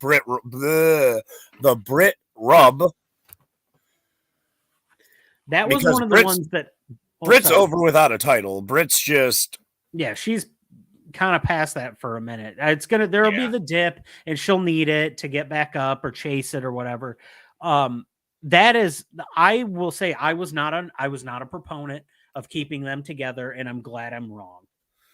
I think so when Britt gets when you see Britt, I think in the title picture again, I think it's going to be more not because she needs the rub like again, but it's going to be more because the current plans need her to boost the interest. Mm-hmm. I agree with that. I just want to take one moment real quick before you move on to shout out Toxic Taylor for resubbing and then also giving her 10th subscription to the channel. Oh, well, my goodness. Thank you. So thank you very much, Taylor. Once this food is in my stomach, I'll eat that edible for you. But let me eat a little bit.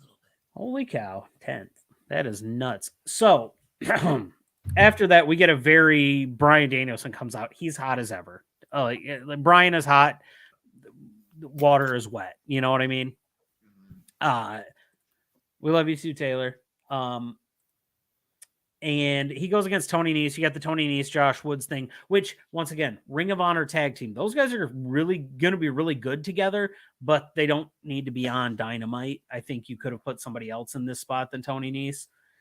Anyway, the match is whatever, but what happens after that is yet another silver-tongued, just cacophony of chaos coming out of MJF's mouth. The man is unhinged on a microphone, but he does it in such a way that it's eloquent, it's captivating, and you need to know what's next. Yeah, but then Bryan Danielson had the big comment. Oh yeah, no, it's both of them. This is going to be so. Max and Moxley was, very thrown together. We all know what the plan was supposed to be, and it never got there. That was thrown together. That was all right. This has, and Mox and Punk from earlier this year with the dog collar match and stuff. Great, great back and forth between the two. Some of the best promo work you can. This might be his best one because of every target interest that Bryan has that he can pinpoint, talk about the injuries, the everything. This feels like the one. Danielson called MJF's mom a whore. Well, all right, in a lot more elegant words, but yeah, he called her a whore. Like, what? Sometimes you got to call your buddy's mom a whore.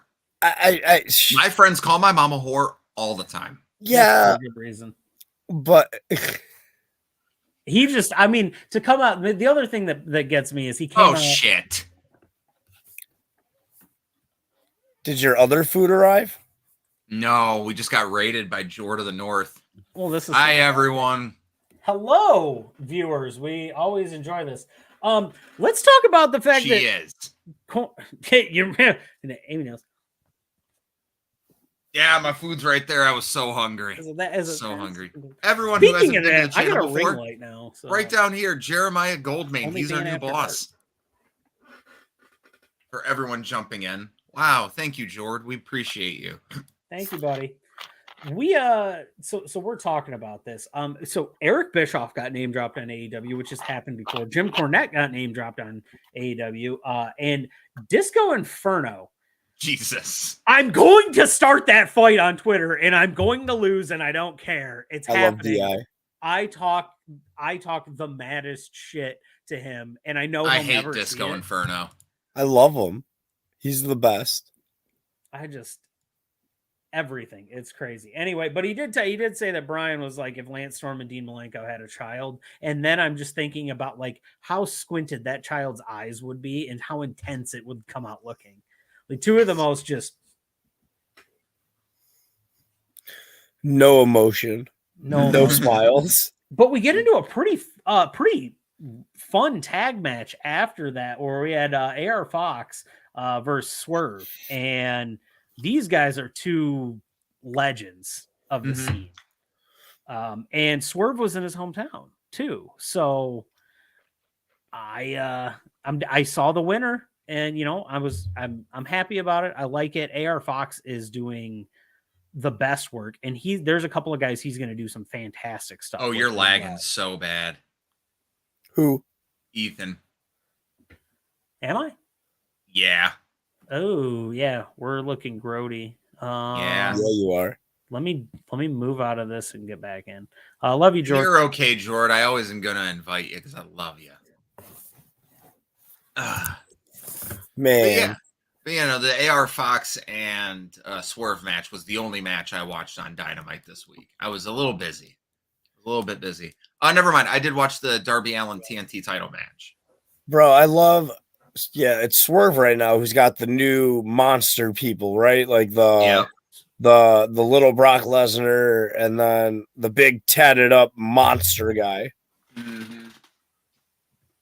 Yeah, he's got the big fuck patrol. The guy that looks like Tom McDonald. That's the one that I was like, hey, why? Bro, he's like, I don't know. I like it. Oh no, it's intimidating. It's fine. I was just concerned it was Tom McDonald, and I'm like, I'm out. I'm out. Now that I know it's not, I'm like, we're good. This will be better. Oh, Parker Bordeaux. That's the that's the mini. Yeah, the little Brock Lesnar one. Yeah, Broccoli Lesnar. Yeah, he's so whittle. We can skip over the women's tag match because that was something. Yeah.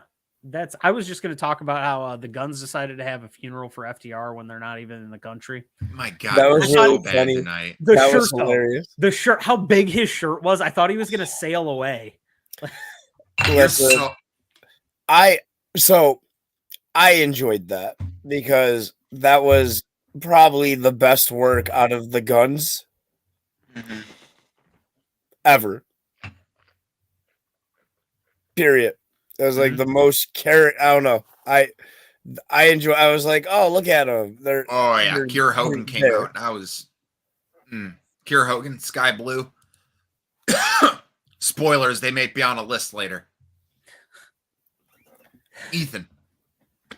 I'm going to talk about your camera lags so bad tonight. It's so bad. I love you. It's not good. Mm-mm. I love you. Man, what up? I'm glad you own us now. Yeah, it's dope. Are we any better? All right, Ovaltine's back. No, it looks better now. Okay. So, match of the night. Darby Allin, Joe, TNT title. What a great 10-minute match. What a nice little sprint. It is. It was good. This was the right time for Darby because it starts to separate Joe from AEW and focus on the Ring of Honor side. Yes. Oh, shit. I did not mean to do that. I'm sorry. No, you're fine. Gets the title off of him. And yes, Nick fucking Wayne was in the front row there and Joe mugged him. So Joe fucked a minor. I kind of want to see what state was it in? Seattle? I'm not going to Google that. I want to see him choke. Like, I want to see him choke out the kid. Yes, that'd be great. Let's just, how many shotgun weddings do they have in Seattle? Anyway. God damn. But from what I'm to understand, a good episode of Dynamite, from what I've seen, it was fun. Yeah, it was good. Mm-hmm.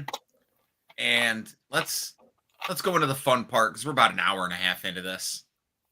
Yeah, let's wrap up with what we really enjoy doing. We did an hour and a half wrestling show to get you to the most fun we'll have all night. Yeah. Let's talk about our crushes. Let's talk about who we're the horniest for. So, who wants to go first? Hold on. We'll do this. What we got? All right, we gotta do. All right, we're going on. Is it 1, 2? Is it on 3 or shoot? Shoot. All right, ready? All right. Rock, paper, scissors, shoot. Ah, fuck! I'm out. It's between you two. Ethan's third. All right, ready? Rock, paper, scissors, shoot. We're going rock. All right, ready? Rock, paper, scissors, shoot. Damn it! All right, rock, paper, scissors, shoot. Okay, you're first. You get to drive first. All right, the number one overall draft pick in women in wrestling that doesn't have to be women. It's just crushes. Oh, that's fair. Crushes. That's valid. It'll probably mostly be women though. Probably. Yeah. Who was Lita? Okay.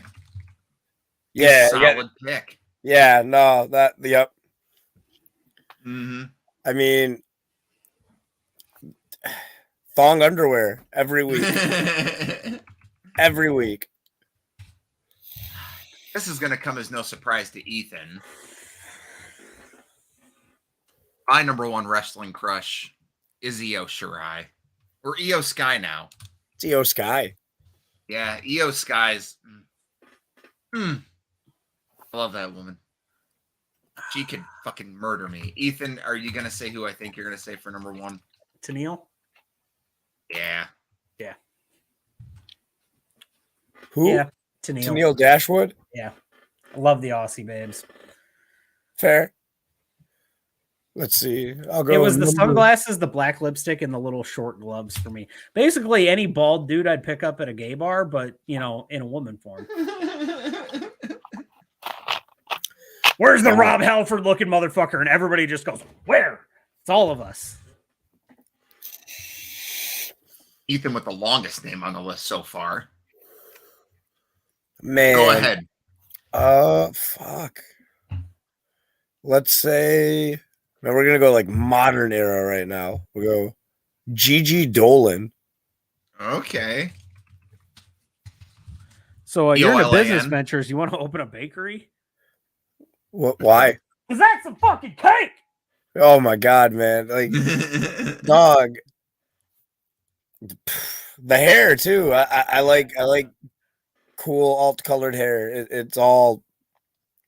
She has a lot of ass. You do not need to explain Gigi Dolan to us. Yeah, I know. She's a consistent photo that pops up in the group chat. I promise. Listen. I got to be professional. He is. In case, what happens when he works? Listen, Sean. What's it? Big Sean wrote a song about her one day. Ass. And boobs. That's a marker, not a pen. That's a marker. My man just hit a marker. All right, my number two. I'm really afraid Ethan's going to take number two. But you can go first. I know, but I kind of want to it's all right. It's Liv. It's Liv Morgan. 100%. I just knew Ethan would steal her at one point. I'm gonna go super duper wholesome here. Molly Holly. Motherfucker! Damn it! Wait. Which one? Original. Super Molly. Super. Okay. Mighty Molly. Sorry. Mighty Molly. Love it. So wholesome. Just. Man. Go ahead, Jeremiah. He took She feels like she's going to give me snacks afterwards, man. That's valid. Like, I'm getting a juice box and some Gushers. 2 Gushers that day. Juice box. I remember when Trish Stratus, pulled down her pants and showed her wearing, panties, not like a thong. And I was like, that's still fucking hot to me. Oh, no. Granny panties. How dare the laundry day be today? Oh, Judas. No. Ethan. Jeremiah. Man.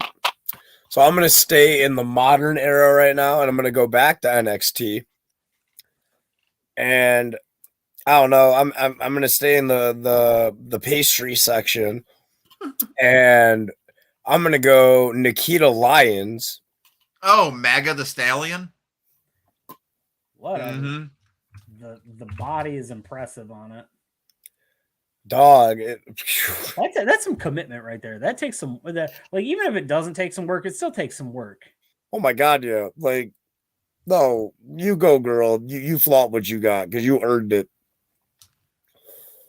Dog, listen, if you're saying Luna Fashawn, I will give you Scary Sherry. Scary Sherry was a beautiful woman.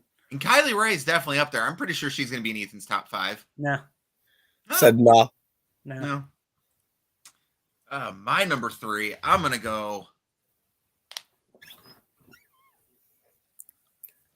I stayed up until 2:30 in the morning to watch her match.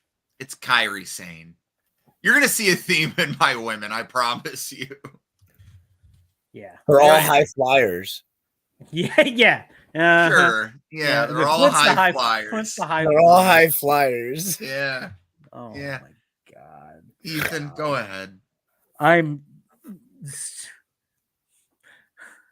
damn it. I got one for later, and I'm going to use this on my number 5, and it's slightly a joke, but I'm going to use it on my number 5. Man, oh God, Clint, you really. Yeah, I'm gonna pull Alexa Bliss off the board. Okay, that's fair. It's valid. Do you want to explain, or do we all just have to go? Yeah, we know. No, I think it's acceptable at this point, especially now with the crazy side. That's right in my wheelhouse. You guys met my wife, you know. That's fair. Go ahead. Man, let's see. There's so many. So many.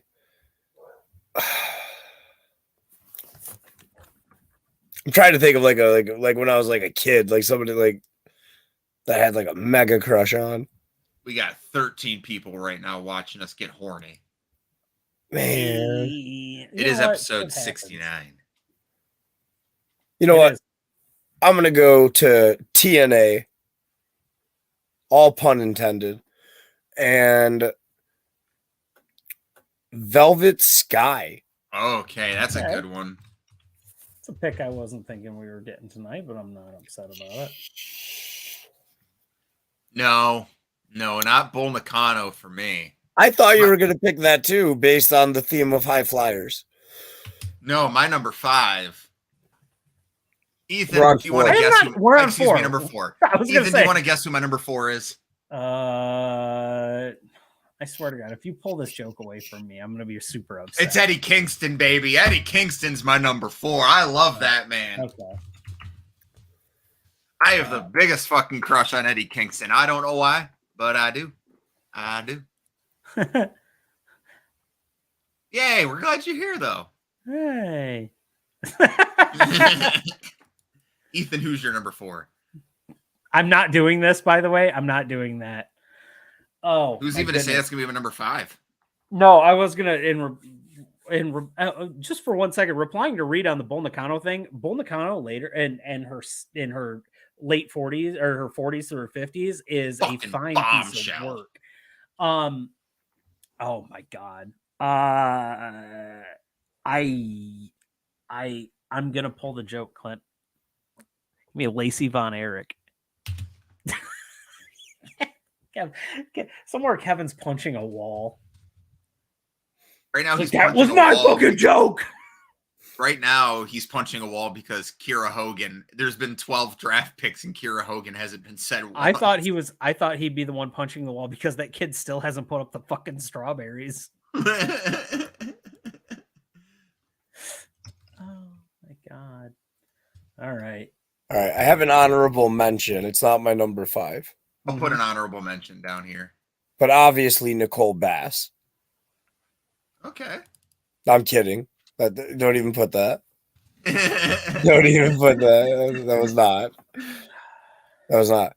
Oh, Jillian, when she had the mole, was a good one. Jillian, as the boogeyman was eating it off her face, is also a very good specific pick. But I have to be that asshole to you, Clinton. And I have to steal the Lord of Shit, Maki Ito, because I love her. Listen, anybody who's willing to just put on a pop star performance while a match is happening. It's one of my favorite things to ever happen in wrestling. Like, oh my goodness. God damn. And then, like, after that, I was like, I need to know everything about her. Mm-hmm. And then she happened to just eat chocolate and then just put, I'm the Lord of Shit. And I was like, this lady is amazing. And so, like, she was a pop star, right? Like, yeah. She was a failed pop star. She was a failed idol. And then they did this, like, cross promotion with wrestling, and she was like, I love this. Mm-hmm. And now she's a successful pop star wrestler. Mm-hmm. We need to get Jeremiah and Russ to talk about Maki Ito, because fucking Russ hates Maki Ito with a burning passion. How can you hate her? It's how he doesn't get the Joshi comedy. It doesn't click with him. You don't even have to understand it to just up until she's the a pop star, and she's gonna pop star no matter what. Like, listen, she's a pop star that's there to wrestle, not a wrestler there to be a pop star. Get it right. Up until what match was it recently? It was the Sheeta match with Hayter. He didn't think Sheeta was a good wrestler. He doesn't think Rio's a good wrestler. We're going to continue with the draft now. What about the Magic Carpet Girl? I guarantee you he'll say no. I just think, and like, I think he suffers from Gran Torino syndrome. And I'm going to leave it there and let Clinton go with his new number 5. Who said Maki Ito was my number 5? Nobody, because I picked her. All right.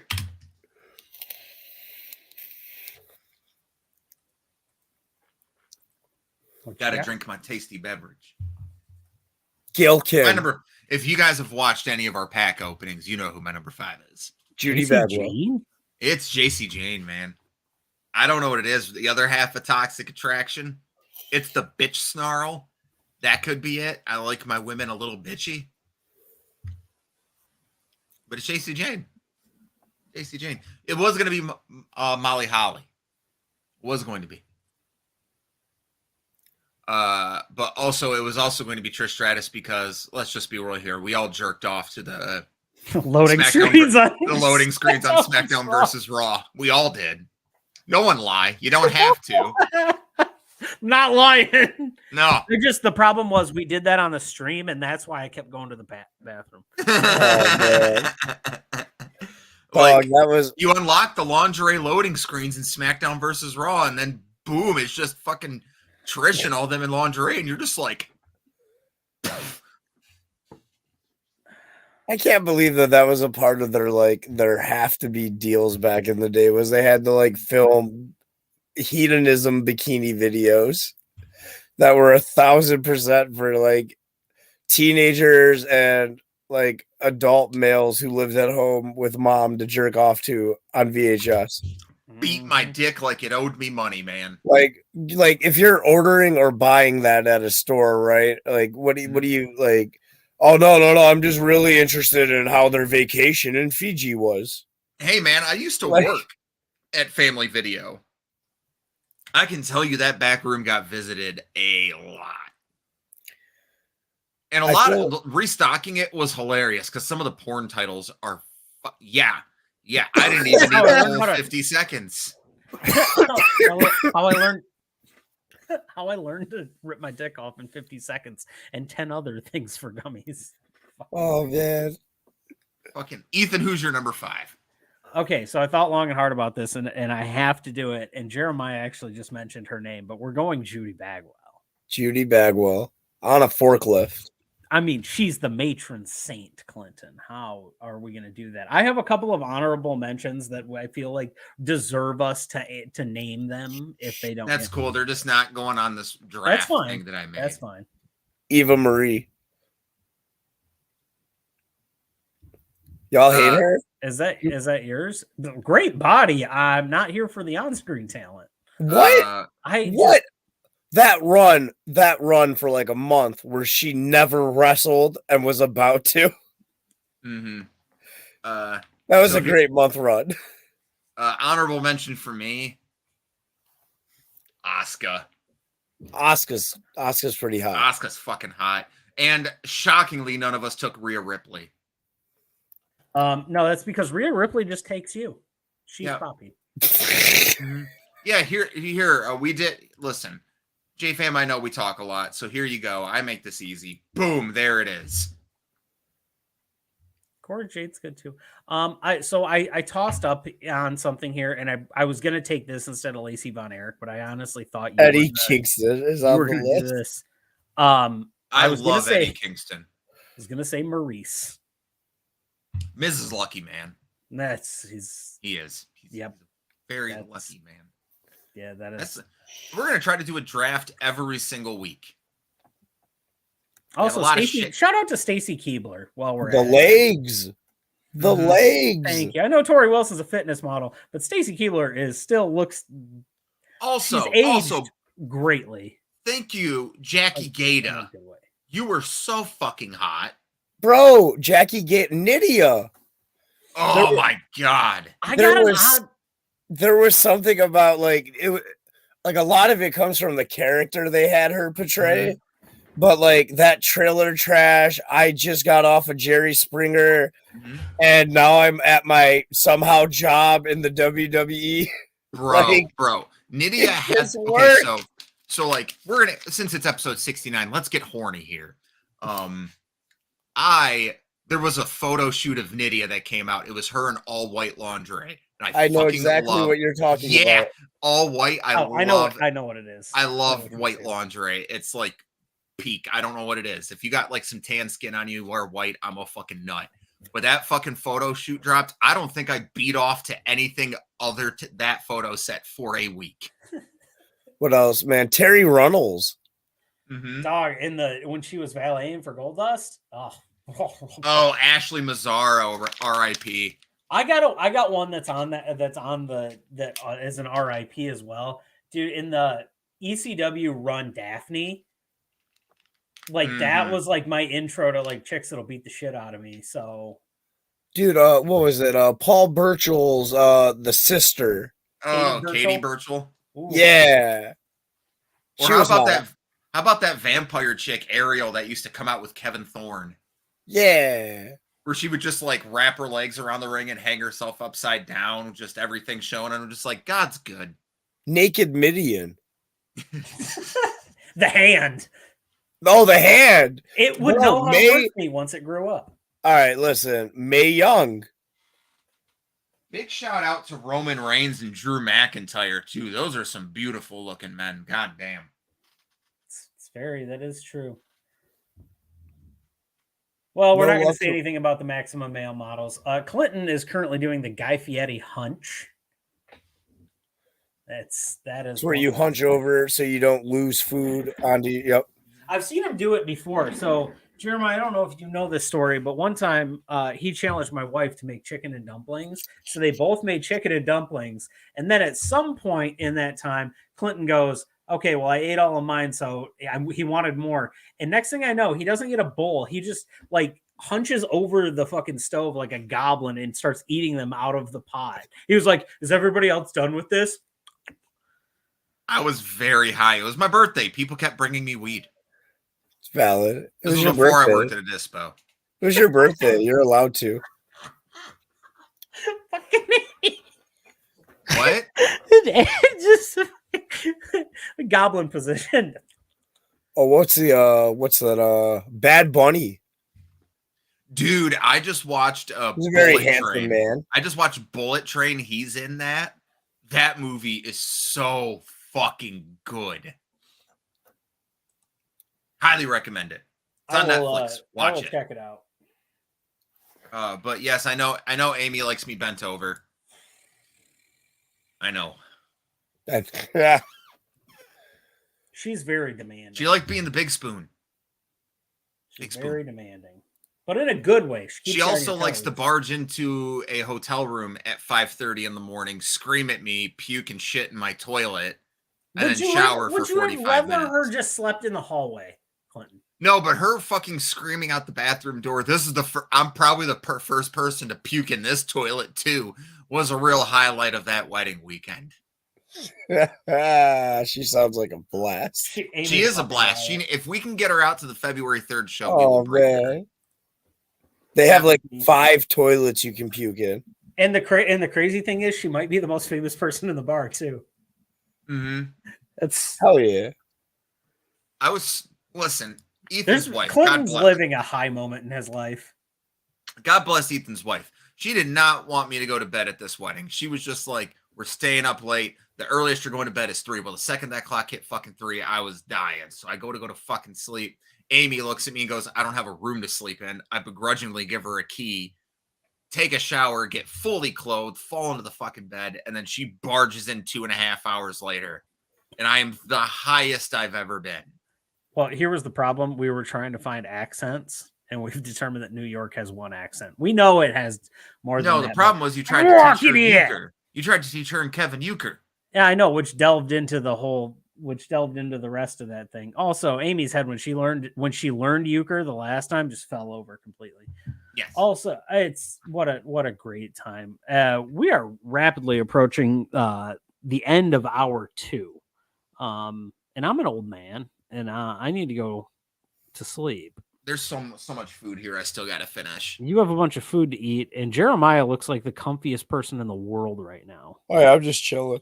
Thanks for hanging with us tonight, boss. I feel like you live in like a pillow hammock. Like that would be like, it wouldn't shock me if somebody was to go to your house and you just have a hammock hanging in your room that is lined with pillows. No, I wish. I got a king size bed full of pillows because I like the pillow part is factual. I have to be surrounded in pillows. I am.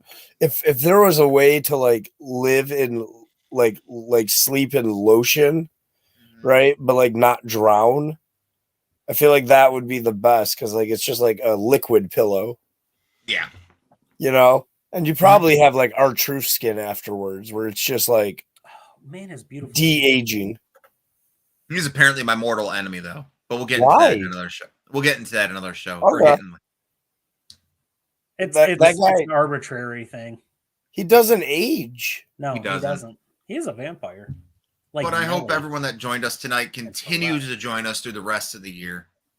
Yes. Thank you so much for this. Thank you for Boss Man Jeremiah for being here. I'd like to repent at I'm sorry, Clint, that I gave the show away, but look at we get this beautiful bastard every week. Not every week. Now you're a busy man. He wants to show up. I am, but I'm gonna try to at least make an appearance. Hi, JJ. Hi, JJ. Well, we've got technology, but we are stoked. There's a huge year coming up for FU. We're super excited to watch your product grow and watch you grow. There's Trey a big Miguel year coming. Yep, Trey Miguel next show February 3rd. We will be at every show for us wrestling this year. And we already took days off to make sure we're there. So come up, hang out with us, and smoke weed with us. I asked Maya last time. I brought like 8 joints with us. Oh my god, smoking all night. Chicken tenders fall around. I needed to smoke a joint after that. I was so sad. Yeah, it was. I was mad for you. I just wanted to start punching the chicken tenders. Like, why would you do this? God bless the wait staff. They're the greatest, though. They replaced that meal.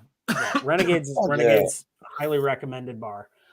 Please come see us again next week. We've got the quiz shows coming up this month and next month and all these other things. And we have people joining us, and it's going to be a fun year. We're getting really involved with shit, and we're going to have more and more fun things planned for you guys, especially the all-day stream coming up this month, which we don't know what day it's going to be on, but we will have it. Yeah.